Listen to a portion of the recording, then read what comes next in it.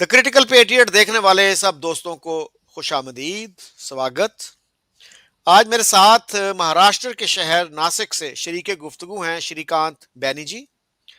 He is a veteran journalist, 35 साल तक journalism किया और इन्होंने इंडिया का पहला केबल न्यूज़ चैनल कायम किया नासिक में और पिछले 10 साल से सोशल वर्क कर रहे हैं।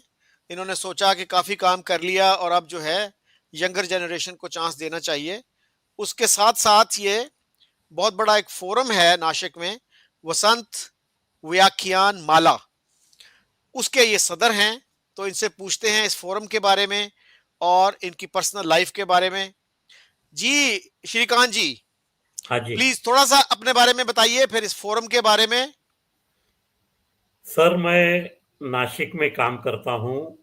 मेरे पिताजी फ्रीडम फाइटर थे और मैं 35 ईयर जर्नलिज्म में मैंने काम किया। पहले प्रिंट मीडिया में काम किया 14 साल। लोकमत करके नॉर्थ महाराष्ट्र में बड़ा फेमस मराठी अखबार है। उस अखबार में मैं नासिक डिस्ट्रिक्ट का इंचार्ज था। उसके बाद में मैंने इंडिया का first local cable news channel शुरू किया 1998 में। अ, उसके बाद में वो डिजिटलाइजेशन हो गया। फिर दिसंबर 2001 में district level cable news network शुरू किया और वो 10 साल मैंने चलाया। बाद में 10 साल में मैंने रिटायरमेंट ले लिया और पूरा 10 साल से वेरियस सोशल और कल्चरल एक्टिविटीज करने वाली जो अलग अलग संस्था है उसमें उसके द्वारा सोशल वर्क में पूरे दिन काम करता हूँ। अभी रही बात वसंत व्याख्यान माला की। ये वसंत व्याख्यान माला को 2023 में 100 ईयर कंप्लीट हो गए हैं।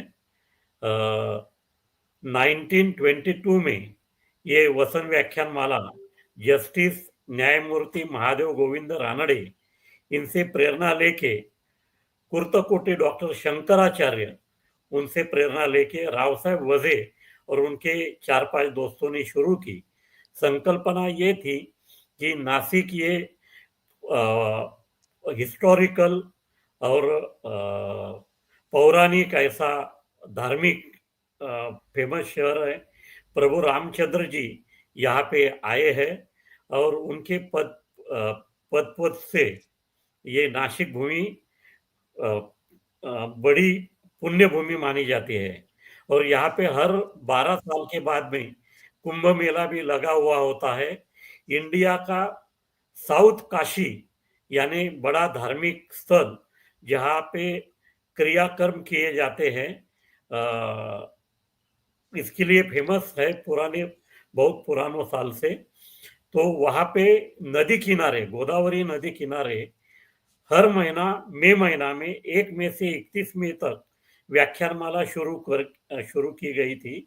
उसके पीछे कारण ये था कि नासिक पौराणिक सिटी होने के कारण इंडिया के अलग अलग शहरों से यहाँ पे विद्वान लोग, नासिक का क्लाइमेट कोल्ड रहने के कारण मई महीना में आते थे और बड़े विद्वान लोग यहाँ पे आने के कारण उनके नॉलेज का सिटी के लोगों को यूज होना चाहिए। इस विचार से ये व्याख्यानमाला शुरू हो गई और 1 मई से 31 मई तक महीना भर रोज इवनिंग को यहाँ पे अलग अलग टॉपिक के ऊपर लेक्चर शुरू हो गए। पहले ये छोटा स्वरूप था इसका। बाद में इसमें महात्मा गांधी, पंडित जवाहरलाल नेहरू, पंडित मोतीलाल जी नेहरू, सरदार वल्लभ भाई पटेल, मौलाना अब्दुल कलाम आजाद, सरोजिनी नायडू, ऐसे स्वातंत्र वीर विनायक दामोदर सावरकर, ऐसे बहुत बड़े उस काल के फ्रीडम फाइटर और विचारवंत लोग वहाँ पे आके अलग अलग टाइम पे उन्होंने लेक्चर दिए। इसके का, इसके कारण ये प्लेटफॉर्म को पूरे इंडिया में बहुत बड़ा महत्व प्राप्त हो गया, इम्पोर्टेंस हो गया, क्योंकि यहाँ से स्वातंत्र के लिए काम करना चाहिए। ब्रिटिशों से हमने स्वातंत्र लेना चाहिए। इसके लिए बहुत बड़ा मूवमेंट होने के लिए ये प्लेटफॉर्म प्रेरणा स्रोत बन गया। और हम्म, फिर फ्रीडम मिलने के बाद में इस देश का डेवलपमेंट कैसा होना चाहिए, इस कंट्री की पॉलिसीज कैसे होनी चाहिए, इसके बारे में इस प्लेटफॉर्म के ऊपर हर एक टाइम चर्चा होती रही। अंधश्रद्धा निर्मूलन है, गलत गलत जो धर्म में बातें हैं वो कैसे बाजू होनी चाहिए और अच्छी जो चीजें हैं वो कैसे आगे जाने चाहिए, ऐसा अलग अलग टॉपिक के ऊपर पूरे देश से यहाँ हर महीना लेक्चर देने के लिए विद्वान लोगों को बुलाया जाता है। और इस संस्था का 100 साल यानी 100वां ईयर जो है 2023 में पूरा हो गया। उसमें हमने ये संस्था को ग्लोबल स्वरूप कैसा आए इसके लिए प्रयास करना शुरू किया। हमने हमारे संस्था का यूट्यूब चैनल शुरू किया जिसमें गए 20 साल से अलग अलग जो लेक्चर हुए हैं, करीबन 400 लेक्चर्स हमने यूट्यूब चैनल पे डाले हैं। और अच्छा। हम्म। अलग अलग जो सोशल नेटवर्क है अभी अवेलेबल, उसके ऊपर हम ये लेक्चर ब्रॉडकास्ट करते हैं। और 2023 में शताब्दी वर्ष में हमने दुनिया से 11 स्पीकर को बुलाया था, 11 स्पीकर को अलग अलग कंट्री से बुलाया था और उनका नॉलेज हमारे सिटी के लोगों को मिले ऐसी कोशिश की थी। ये होने के कारण हमारी ये प्लेटफॉर्म की चर्चा पूरे वर्ल्ड में हो गई, क्योंकि जो लोग यहाँ पे आए उन्होंने वहां पे भी प्रसार प्रचार किया कि हम ऐसा ऐसा लेक्चर देने के लिए जा रहे हैं। हम्म। ऐसा एक बड़ा उदाहरण है डॉक्टर इश्तियाक अहमद इनका, जो पहले जी पाकिस्तान में रहते हैं, अभी स्वीडन में रहते हैं। अपना जी। खुद का चैनल भी चलाते हैं। वो यहाँ पे आ गए, उन्होंने लेक्चर दिया और आज तक करीबन 1.5 लाख लोगों ने हमारे हम्म। वेबसाइट पे जाके उनका लेक्चर सुना है। यानी हम्म। ये हमारे यूट्यूब चैनल को और हमारे वेबसाइट को पूरे वर्ल्ड में देखा गया। फिर गए साल में भी हमने वर्ल्ड से 10 लोगों को बुलाया था। हमने भी आपको पिछले साल इनवाइट किया था। इसके पीछे हमारी भावना जी यही थी कि भारत जी और पाकिस्तान के जो रिलेशन है वो जी। अभी जो हालात है इसके बारे में हमारे हम्म। लोग समझना चाहते हैं। आप जो बहुत अच्छा काम पत्रकारिता के द्वारा कर रहे हैं, जर्नलिज्म के द्वारा कर रहे हैं, स्तंभ लेखन जी। आप करते हैं अलग अलग न्यूज़पेपर में, तो आपकी बड़ी लोकप्रियता इंडिया में है। और हमारे हम्म। लोग आप खुद मिलना चाहते हैं और आपसे इंटरेक्शन करना चाहते हैं, आपके विचार जो है वो जानना चाहते हैं। इसके लिए हमने भी आपको पिछले साल आमंत्रित किया था। कई आप बिजी होने के कारण आ नहीं पाए, जी इसके लिए इस साल भी हमने आमंत्रित किया है। और हमारी ये संस्था की कोशिश ये है कि वर्ल्ड से जो अलग अलग सेक्टर में काम करने वाले लोग हैं वो यहाँ पे हमारे सिटी में आए। आप आपसे मिलने वाला नॉलेज जो है वो हमें शेयर हो जाए और हमारे यहाँ के जो युवक है वो नॉलेज लेके अपने जीवन में आगे बढ़ने के लिए कोशिश करें। यहाँ का कल्चर जो है वो आज और अच्छा हो, इसके लिए आपका जो विचार है वो हमें प्राप्त हो और हम आदि और अच्छा बन के एक अच्छा सिटी, अच्छा नागरिक इस वर्ल्ड का बन जाए, ये हमारा उद्देश्य है। Thank you very much Shrikant ji. I am really honoured कि पिछले साल भी आपने मुझे इनवाइट किया और मैं उस वक्त यूएई में था, तो वहां पे रह के आप इंडियन वीजा के लिए अप्लाई नहीं कर सकते। तो अभी ओके। मैं पाकिस्तान में हूँ, तो हाँ जी। उम्मीद है कि मुझे वीजा मिल जाएगा, लेकिन काफी वीजे की दिक्कतें काफी आ रही हैं आजकल। मेरे एक दोस्त हैं वसीम अल्ताफ, वो अभी मुझे हाँ जी। बता रहे थे कि उन्होंने 8 महीने पहले मई में अप्लाई किया था, तो अभी तक उनका जो है ना अंडर प्रोसेस है। तो ये एक दिक्कत जो है ना आजकल आ रही है। तो अगर मुझे सर वीजा हम मिल सब जाता है तो जी, it would be a pleasure really to interact with हाँ, you and other Indian friends. Sir हम कोशिश करेंगे कि जी हमारे जो फॉरेन मिनिस्ट्री है वहाँ पे जी आपने वीज़ा का एप्लीकेशन करने के बाद उसका कॉपी हमें भेजिए। हम जी यहाँ पे हमारे फॉरेन मिनिस्ट्री पे हमारे इंस्टीट्यूशन के बारे में वो तो जानते हैं, उनको लिखेंगे कि हम आपका विचार क्यों जानना चाहते हैं और हमें विश्वास है कि आपका वीज़ा मिलने के लिए हम सक्सेस हो जाएंगे। अच्छी बात। मुझे वीज़ा मिल जाता है तो मैं न सिर्फ नासिक बल्कि मुंबई में, दिल्ली में और ख़ास तौर पर अलीगढ़ में मैं चाहता हूँ। आपको पता है कि जिन्ना साहब ने एक दफ़ा कहा था कि Aligarh Muslim university is arsenal of Muslim India. तो राइट। मैं वहाँ पे जाके समझना चाहता हूँ कि why did he make this statement? एक यूनिवर्सिटी को आर्सेनल कहना अजीब-सा लगता है। तो ओके। क्या था इसके पीछे, क्या थॉट प्रोसेस था और आजकल वहाँ क्या सिचुएशन है नेशनल इंटीग्रेशन के हवाले से, और पहले क्या सोच थी, अब उसके बारे में लोग क्या कहते हैं? और फिर दिल्ली में आपको पता है बहुत से थिंक टैंक्स हैं, यूनिवर्सिटियां हैं, तो I would like to interact with them as well. Sir, हम ये आपको कहने में बड़ी अभिमान से कहना चाहते हैं कि आप जब इंडिया में आएंगे तो केवल नासिक में ही नहीं, भारत के अलग अलग शहरों में आपको इनवाइट लोग करेंगे। और इसके लिए हम हमारी ऑर्गेनाइजेशन जरूर प्रयास करेगी। अभी डॉक्टर इश्तियाक अहमद साहब जब इंडिया में आए थे तो 2 महीना यहाँ पे रुके और हम्म, इंडिया के अलग अलग शहरों में वो गए, अलग जी। अलग अलग इंस्टीट्यूशन में उन्होंने लेक्चर दिए। और आप जो काम कर रहे हैं वो केवल नासिक के सिटी के नहीं, तो इंडिया के अलग अलग शहरों में लोग आपको सुनना चाहते हैं, जानना चाहते हैं और आपको रूबरू मिलना चाहते हैं। तो हम जरूर कोशिश करेंगे कि आपके प्रोग्राम केवल नासिक में नहीं, पूरे इंडिया में अलग अलग शहरों में ऑर्गेनाइज हो।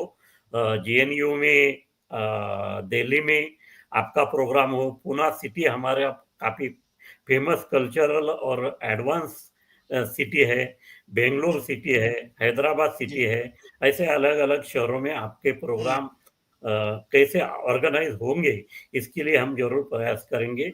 और आपको वीजा मिलने के लिए दिक्कत ना आए, इसके लिए भी हम पर्सनली प्रयास करेंगे। That would be great sir, it would be delightful to interact with Indian friends. और सर इसके अलावा, जैसा कि आप जानते हैं, मेरी एक किताब भी है, हैंडबुक ऑफ फंक्शनल इंग्लिश।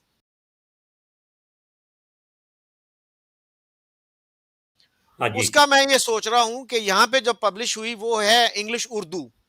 हाँ जी। तो मैं चाह रहा हूँ कि इंडिया में अगर हिंदी ट्रांसलेशन के साथ वो पब्लिश हो तो फायदामंद होगी इंडियन ऑडियंस के लिए, इंडियन स्टूडेंट्स के लिए, खास तौर पे इवन इंडियन प्रोफेशनल्स के लिए। हाँ तो जी। वहाँ पे काफी इंटरेस्ट है इस सब्जेक्ट में।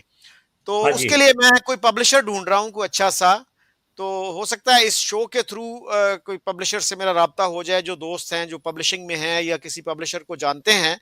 तो मैं चाहूंगा कि वो मुझे उनसे उनका राब्ता करवा दें। I would love to interact with Indian publishers also. Sir, आपकी जो ये handbook of functional English book है, इस ये इंडिया में बड़ी फेमस है जी। और बहुत सारे लोगों ने वो ऑलरेडी पढ़ा है। अगर वो हम्म, हिंदी में आ जाते हैं तो जी। और लोगों तक वो पहुंचने में बड़ी आसानी हो जाएगी, आपके जी। विचार जानने के लिए, हिंदी हिंदी में जो पाठक है उनके लिए। तो जी। हमें विश्वास है कि इसके लिए भी आपको जो पब्लिशर है वो इंडिया में जरूर मिल जाएंगे। और अच्छे पब्लिशर मिलने के लिए हम भी, हमारी इंस्टीट्यूशन पर्सनली कोशिश करेंगी, क्योंकि आपको इसके कारण ही हम बुलाना हम्म, चाहते हैं कि आपके जो अच्छे सोशल विचार हैं वो अधिकाधिक लोगों तक पहुंचे।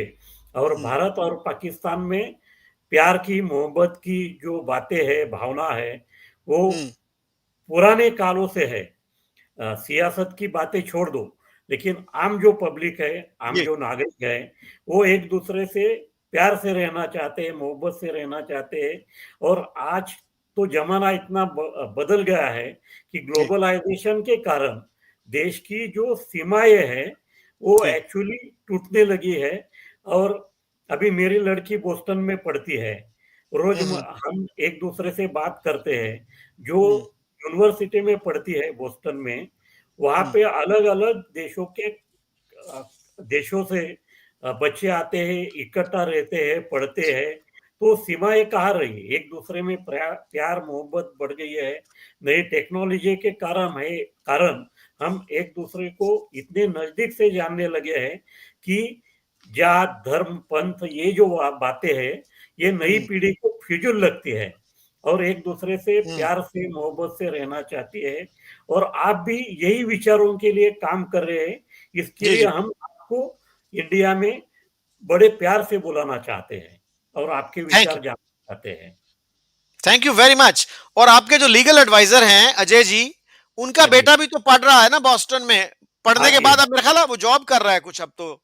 हाँ जी, हाँ जी, जी जी। तो आप ये बताइए कि डॉक्टर इश्तियाक के विजिट के बाद तो हाँ। क्या आपके विचार क्या हैं इंडिया पाकिस्तान रिलेशंस को लेके, कैसे ये इंप्रूव हो सकते हैं? सर डॉक्टर इश्तियाक अहमद साहब यहाँ आने के बाद में उन्होंने जिस तरह की हिस्ट्री बताई, अलग-अलग उदाहरण देखे, एक दूसरे से कैसे प्यार से मोहब्बत से हम रहते थे और जी। कई साल में पॉलिटिशियन लोगों के कारण या और का सियासती के कारण हम्म, कैसे हम्म, रिलेशन बिगड़ गए, ये सारी बातें जी उन्होंने रखी यहाँ पे। जी। लेकिन ये एक बात बड़ी उन्होंने प्यार से कही कि हम एक दूसरे से इंडियन और पाकिस्तान और अलग-अलग देशों से वो भी पूरे वर्ल्ड में घूमते हैं, तो एक दूसरे से कैसे प्यार हम्म, से रहना चाहते हैं और हम्म, पूरे वर्ल्ड में कैसे मोहब्बत की बातें बढ़नी चाहिए और इसके हम्म, लिए क्या करना चाहिए, ये बातें हम्म, उन्होंने रखी और लोगों ने उसका बड़ा स्वागत किया। हम्म, केवल उनका लेक्चर सुनने के लिए केवल नासिक से नहीं तो पूरे हम्म, भारत से अलग-अलग हम्म, सिटी से लोग नासिक में उनका लेक्चर सुनने के लिए आए थे। और हम बड़े हम्म, प्यार से कहना चाहते हैं कि अलग-अलग सिटी से जो लोग यहाँ पे सुनने के लिए आए थे, वो हम्म, सब गिने-चुने लोगों को हमने हम्म, प्लेटफ़ॉर्म के ऊपर आमंत्रित किया, उनकी हम्म, पूजा की, क्योंकि हमारे श्रोता जो है, वही हम्म, हमारे लिए भगवान है। और हम्म, ये बात समझ के हमने वो अलग-अलग कंट्री से हम्म, जो अलग कंट्री इंडिया से अलग-अलग भागों से जो लोग आए थे, उनको स्टेज पे बुलाया, उनकी हम्म, पूजा की हमने और हम्म, बाद में इश्तियाक अहमद साहब का लेक्चर सुनने के बाद में वो विचार लेके वो अलग-अलग शहरों में गए और उन्होंने हम्म, वहाँ से डॉक्टर इश्तियाक अहमद साहब को उनके शहरों में बुलाया। जी हम हमें विश्वास है कि आपका लेक्चर एक बार अनाउंस होने के बाद में अलग-अलग शहरों से यहाँ नासिक में लोग आएँगे, आपके विचार सुनेंगे और ये प्यार मोहब्बत की बातें जी। ये पूरे इंडिया में फैलेगी और हम्म, ये लेक्चर जी सोशल मीडिया के थ्रू पूरे वर्ल्ड वाइड होगा, तो जी। केवल ना इंडिया में नहीं, तो पूरे हम्म, वर्ल्ड में प्यार की, मोहब्बत की बातें पहुँचाने में हम सक्सेस होंगे और ये हम्म, मूवमेंट को हम और अधिक अच्छा हो, इसके लिए प्रयास कर पाएँगे। जी। ये this cause is very dear to my heart. और मैं बड़े अरसे से इस पे काम कर रहा हूँ। और जब सोशल मीडिया नहीं था तो काफी मुश्किलात थी, राब्ता करना बहुत मुश्किल होता था। और मुझे हाँ जी, याद है 96 में मैं हाँ जी, कलकत्ता गया था, वहां एक पीस कॉन्फ्रेंस थी। और वहां पहली दफा मेरी डॉक्टर इश्तियाक से मुलाकात हुई थी। और फिर हम ओके, होटल के जो कमरे हमें अलॉट हुए, उसमें भी हम एक दूसरे के साथ थे। वाह, वाह! तो मतलब वो पाकिस्तानी हैं, स्वीडन में रहते हैं, और वो उस वक़्त क्रिसमस का टाइम था। तो वो हाँ जी, क्रिसमस को छोड़ के उन्होंने कहा जी मुझे ये कॉज़ इतना अच्छा लगता है कि मैं अपनी फैमिली को छोड़ के यहाँ आया हूँ। Hmm, hmm, hmm, it was so so moving. हाँ। तो अब यही उम्मीद करनी चाहिए जी कि हमने काफ़ी नफ़रतें कर ली, अब हम अमन के साथ रहें और सबका फ़ायदा हो। ज़रूर, ज़रूर। हम भी यही चाहते हैं जी। कि एक-दूसरे से प्यार से रहें, मोहब्बत से हुँ, रहें, सियासत की बातें अलग रखें हुँ, और लोगों से ही इतना प्रेशर निर्माण हो सियासती लोगों को कि हुँ, अभी ये जो नफ़रत की बातें हैं, वो उनको छोड़ने के ऊपर हुँ। पब्लिक प्रेशर बढ़े, इसके लिए भी ये मूवमेंट हमें लगता है जी, कि बहुत फ़ायदेमंद रहेगा। बिल्कुल ठीक। So thank you very much Shrikant ji. I तो can't thank sir you enough for your kindness. Yes we are welcoming for you हम बड़े उत्सुक है आपके स्वागत के लिए welcome in India and welcome in Nashik city Thank you, sir.